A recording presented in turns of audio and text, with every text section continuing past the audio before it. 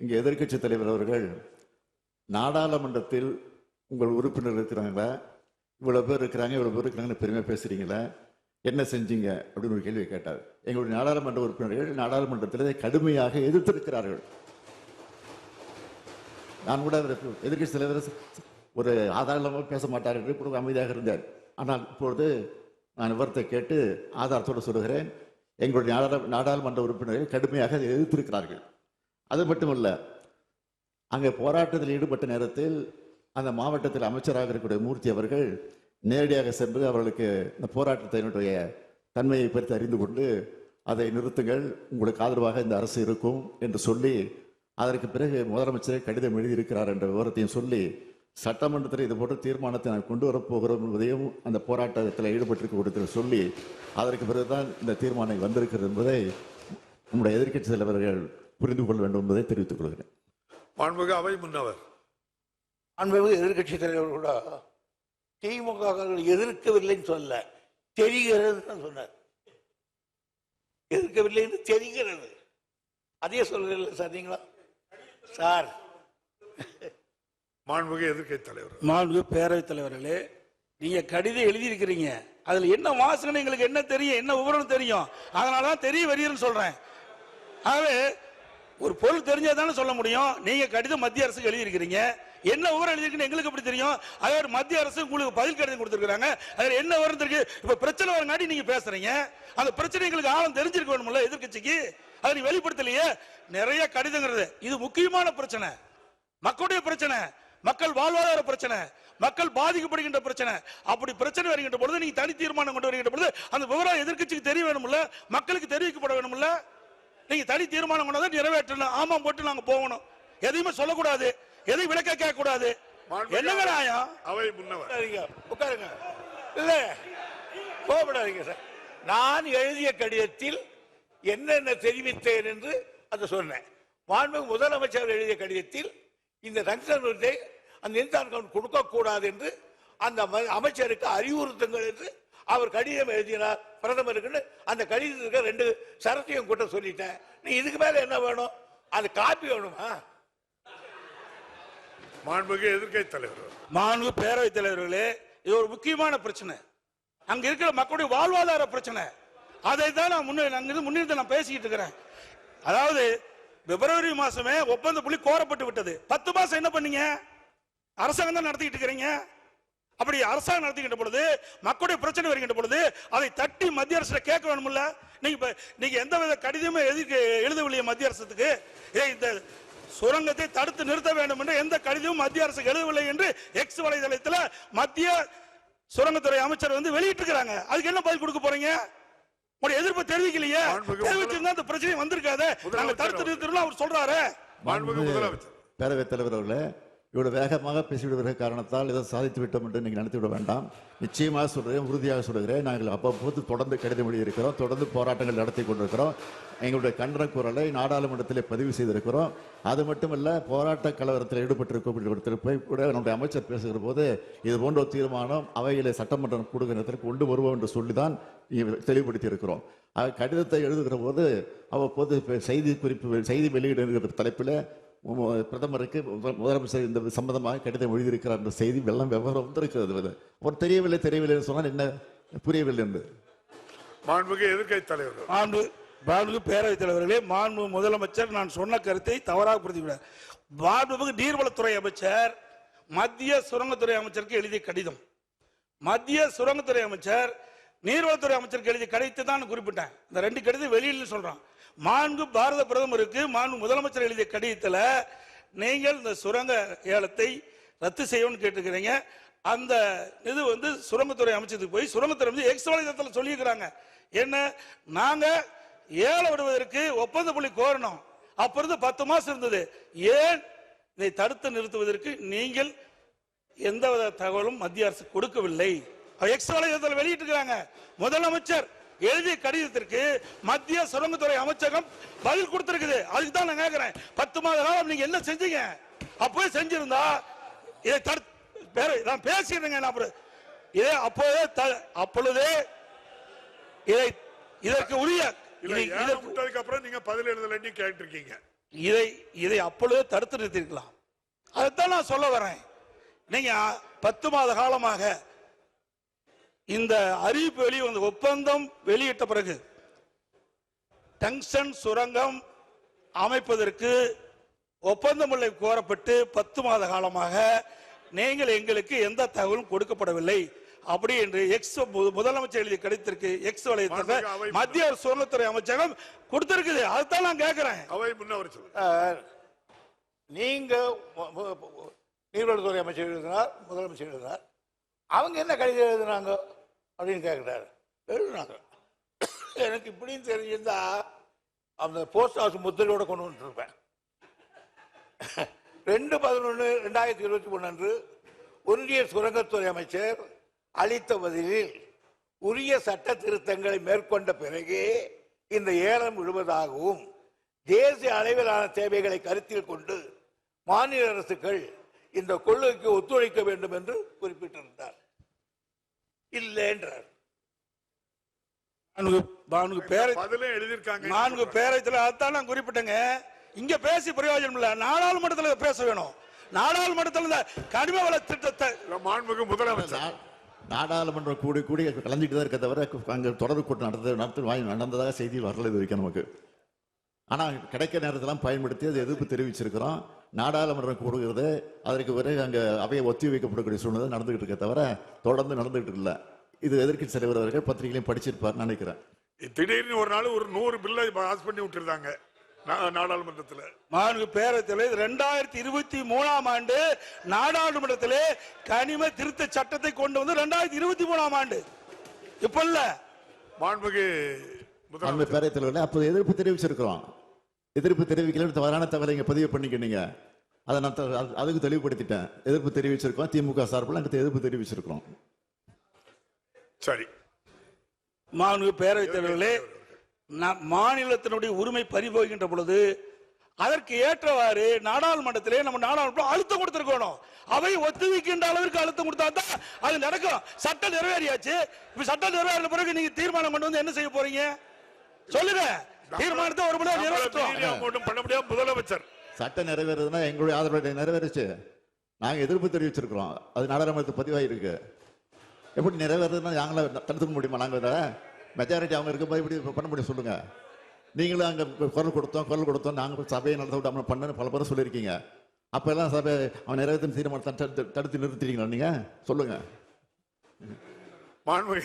முன்னவர் 2003 சட்டம் நிறைவேற்றாங்க.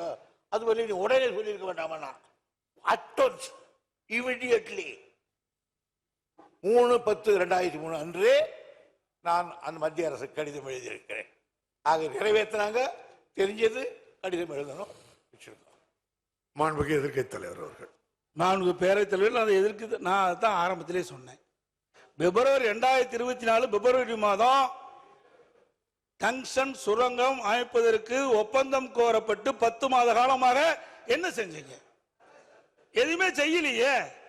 இப்ப எடுக்கிற நடவடிக்கை அப்போ எடுத்திருந்தா இதை தடுத்து நிறுத்தி இருக்கலாம் நான் சொல்றேன். அது மட்டும் இல்ல, ஒரு சட்டம் மத்திய அரசு கொண்டு வருகின்ற பொழுது மாநில உரிமை பாதிக்கப்படுகின்ற பொழுது அங்க அழுத்தம் கொடுத்தே ஆகணும். அதுக்கு தானே எம்பி போறாங்க. சும்மா நான் எழுத்தேன் நிறைவேறிட்டு அப்புறம் ஏன் கொண்டு வரீங்க? என்ன பிரயோஜனம்? முதலமைச்சர் பேரவைத் தலைவர்களே, அரசுடைய அலட்சியத்தால் இன்றைக்கு அவங்க பகுதி மக்கள் பாதிக்கப்படுறாங்க. அதைத்தான் நான் சொல்றேன். அவை முன்னவர் அவர்கள். எதிர்க்கட்சி கொண்டு சொல்லுகிறேன். இது மாதிரி எதிர்த்தோம். நான் என் கடிதம் எழுதினா அவர் எழுதினார், சுற்றுச்சூழல் எழுதினார். எதுக்கும் பணியாத காரணத்தால் தான் இந்த மன்றத்துக்கு வந்து இந்த மன்றமே இதை அந்த திட்டத்தை எதிர்க்கிறது, இந்த தீர்மானத்தை ஆதரிக்கிறது கொண்டு வந்திருக்கோம். நீங்க இப்போ என்ன சொல்றீங்க? இந்த திட்டம் நமக்கு தேவையில்லாத ஒன்று தானே, சுரங்கம் வரக்கூடாது இல்லையா அப்படின்னா தீர்மானத்தை ஆதரிங்க. இல்ல சுரங்கத்தை வேதாந்தா பக்கமோ நீங்களும் சேர்ந்துக்கிட்டா ஆதரிச்சுக்கோங்க. மாண்புமிகு எதிர்க்கட்சி தலைவர் அவர்கள். மாண்புமிகு பேரவைத் தலைவர்களே, இதுவரை அலட்சியமா இருந்துவிட்டு இப்படி பதில் சொல்வது சரியல்ல. ஏனென்றால் ஒரு அரசாங்கம் அவ்வப்போது விழித்துக் கொண்டு மக்களுக்கு பிரச்சனை ஏற்படும் தீர்த்து வைக்கணும். அலட்சியமாக இருந்தது சொல்றாரு. எந்த விதத்திலும் இந்த திமுக ஆட்சி அலட்சியமா இருந்தது இல்ல. பொது மக்களுடைய பிரச்சனை பொறுத்தவரை நாங்கள் இது வரைக்கும் அலட்சியமா இருந்தது கிடையாது. அலட்சியமா இருந்தங்கிற அவை குறிப்பிலிருந்து நீக்கிறேன்.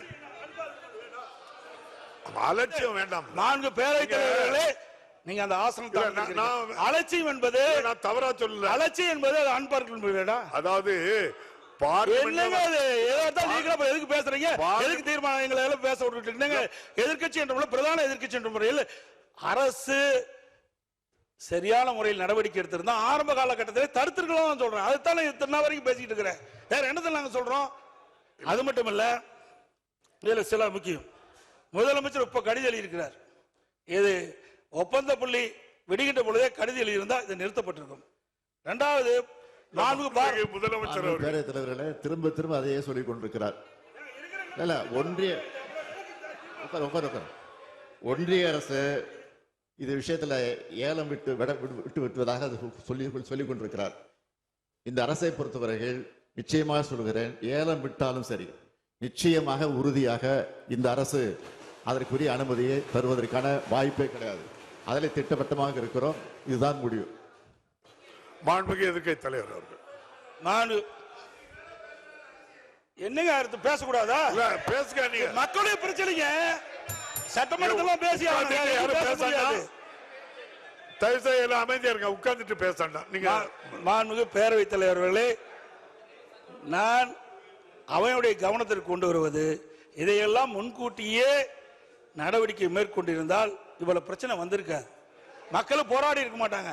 அதைத்தான் அரசுடைய கவனத்துக்கு கொண்டு வர்றேன். அது மட்டும் இல்ல, மாண்புமிகு அவை முன்னவர், மாண்புமிகு எதிர்கட்சி தலைவருக்கு உறக்கமா பேசுறாரு, நானும் பேசிடுவேன்.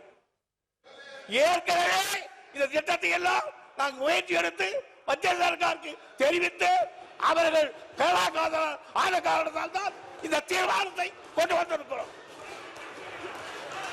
மாண்புமிகு தலைவரே, ஒண்ணு ஜாதிக்கு படியில இப்படிதான் பேசி ஆகணும். வேற எப்படி பேச முடியும்? என்ன பேச முடியும்? உங்களுக்கு சரக்கு இருந்தாலும் பேச முடியும். நீங்க முதலமைச்சர் ஒன்றுக்கும் வார்த்தை எல்லாம் பயன்படுத்தாண்டா. அது நீங்க இப்படி பேசுற என்ன அர்த்தம்? நீங்க சரியான முறையில் ஊழல் என்ன சட்டமன்றம் தானே, ஒரு மூத்த உறுப்பினர் மற்றவருக்கு வழிகாட்டியா இருக்கணும். அதை விட்டுட்டு ஊனா என்ன, இதுக்கெல்லாம் பயப்பட மாட்டாங்க. மக்களுடைய பிரச்சனை உயிரை கொடுத்தாலும் காப்பாற்றுவாங்க. நீங்களும் அதே வார்த்தை எங்கிட்ட நடக்காது.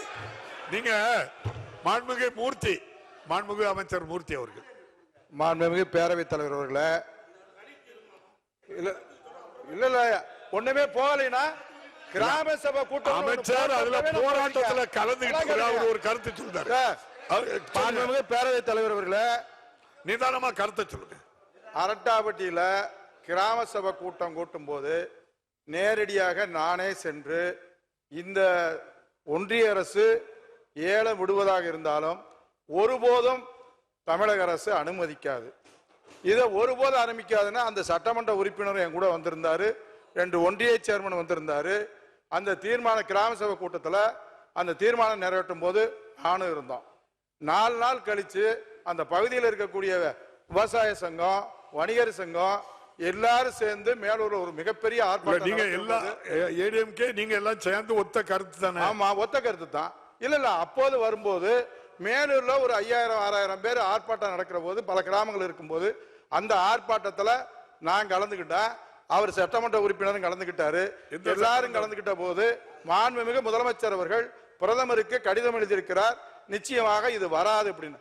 வராதுகின்ற போது அந்த ஒட்டுமொத்த மக்களும், நீங்கள் சட்டமன்ற அப்போது சட்டமன்ற உறுப்பினர், நீங்க சட்டமன்றத்தில் நம்ம பெரிய பிள்ளை அவர்கள் எங்களுடைய எதிர்கட்சி தலைவர் சட்டமன்றத்தில் தீர்மானம் கொண்டு வருவார்னு சொன்னார். உடனே நான் அந்த மைக்கை வாங்கி சட்டமன்ற உறுப்பினர் எதிர்கட்சி தலைவர் மட்டுமல்ல, எங்களுடைய முதலமைச்சர் ஒட்டுமொத்தமாக அனைத்து தரப்பு மக்களுடைய சார்பாக, அனைத்து கட்சி சார்பாக அந்த தீர்மானத்தை அங்கே நிறைவேற்றுவார்னா அந்த கூட்டத்தில் கொண்டு வந்தேன்.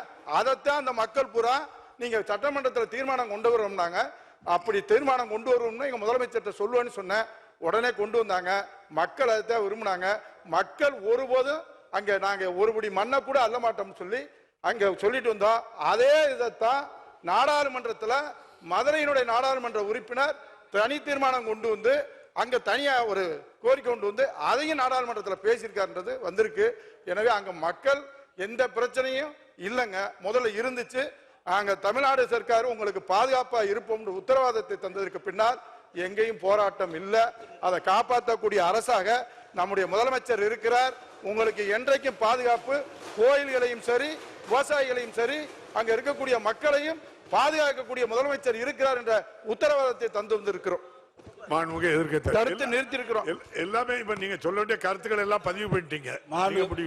மாண்பு பேரவைத் தலைவர்களே, இது ஆரம்ப காலகட்டத்திலேயே நடவடிக்கை எடுத்துல தடுத்து நிறுத்திருக்கிறதா சொல்றேன். என்ன கத்துறீங்க? பேரவைத் தலைவர்களே, மறுபடியும் எதிர்க்கட்சி ஆரம்ப காலகட்டத்திலிருந்து ஆரம்பத்துக்கு போயிட்டார். இப்போ நான் திரும்ப திரும்ப ஒரு ஒன்றை தெளிவாக சொல்கிறேன். நான் முதலமைச்சராக இருக்கிற வரையில் நிச்சயமாக ஒன்றிய அரசு இந்த திட்டத்தை கொண்டு வர முடியாது. அது வந்தால் அதை தடுத்தே தீர்வோம். அதான் திரும்ப திரும்ப சொல்றேன். நான் தமிழ்நாட்டினுடைய முதலமைச்சராக இருக்கிற வரையிலே இது நிச்சயமாக நாங்கள் அனுமதிக்க மாட்டோம். நன்றி. மாண்புமிகு எதிர்க்கட்சி தலைவர். மாண்பு பேரவைத் தலைவரை எதிர்க்கட்சி என்ற முறையில் எங்களுடைய மக்களுடைய பிரச்சனையை அரசுடைய கவனத்திற்கு கொண்டு வருவது எங்களுடைய கடமை. அந்த அடிப்படையில் தான் சொல்றேன். நீங்க அலட்சியமா இருந்த காரணத்தினால்தான் இவ்வளவு பிரச்சனை ஏற்பட்டிருக்குது. நீங்க முன்கூட்டியே சரியான முறையில் நடவடிக்கை எடுக்கப்பட்டிருந்தா அப்பொழுது இவ்வளவு பிரச்சனை வந்திருக்காதுதான் சொல்றேன். ஒண்ணு என்ன, எந்த இடத்துல கூட ஆளுங்கட்சி அதுக்கு சாதகமான ஒரு வார்த்தையை எழுதல, பேசல, அலட்சியமும் இல்ல. பார்லிமெண்ட்லயும் பேசிருக்காங்க. நீங்க என்ன நிறைய பேரவைத் தலைவரை நீங்க பதில் சொல்லிட்டீங்க. எல்லாம் மந்திரி சொல்ற பதில் நீங்களே சொல்லிட்டீங்க. பேசுறதையும் நான் சொல்லியிருக்கேன். அப்புறம் பிப்ரவரியிலும் தெளிவா பதிவு பண்ணிருக்கீங்க.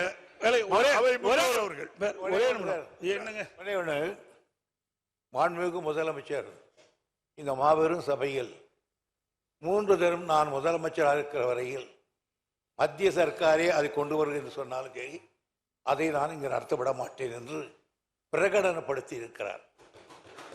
இந்த பிரகடனத்துக்கு பிறகு கூட நீங்கள் சந்தேகிக்கிறீர்கள் என்று சொன்னால் இதை விட நீங்கள் வேதாந்த அக்காவுக்கு நேரடியாக பேசிவிடலாம். மாண்புமிகு எதிர்க்கட்சி தலைவர், மாண்பு பேரவைத் தலைவரே, அந்த நிறுவனத்திற்கு ஆதாரமாக இருக்கணும். எங்களுக்கு அச்சம் ஏற்படுது. ஏன்னா 10 தலைவர் அவர்கள் அரைத்த மாவே திரும்ப திரும்ப அரைத்துக் கொண்டிருக்கின்றார். புதிய மாவு இருந்தால் போட்டு அரைக்கட்டும். இல்ல, அத தேவையில்லை. அந்த வார்த்தைகள் எனக்கு அவரை பற்றி தெரியும். நல்ல அனுபவம் உள்ளவர். அது ஒன்று சொல்லிருக்கிறார். ஆனால் நான் ஒரே ஒரு கேள்வி கேட்கிறேன். நீங்களும் ஒரு எதிர்க்கட்சி தலைவராக முதலமைச்சராக இருந்திருக்கீங்க. இப்ப பிரச்சனைகள் எல்லாம் மூடிக்கொண்டு நமக்கு வேண்டியது என்ன? அந்த திட்டத்தை இங்கு அனுமதிக்க கூடாது என்பதுதான் நம்ம திட்டம். அதற்கு முதலமைச்சர் உங்களையும் சேர்த்துதான் நான் இருக்கிற வரையில் அதை வரவிட மாட்டேன் என்று ஒரு தரத்துக்கு 3 தரம் பிரகடனம் செய்கிற பொழுது நீங்கள் என்ன செய்திருக்க வேண்டும்? முதலமைச்சருடைய இந்த உறுதியை நம்பி நாங்கள் இந்த திட்டத்தை ஆதரிக்கிறோம் சொல்லியிருந்தால் அதுதான் பெருமையாக இருக்கும். அதான் பண்ண போறாங்க மாண்புமிகு முதலமைச்சர் அவர்கள்.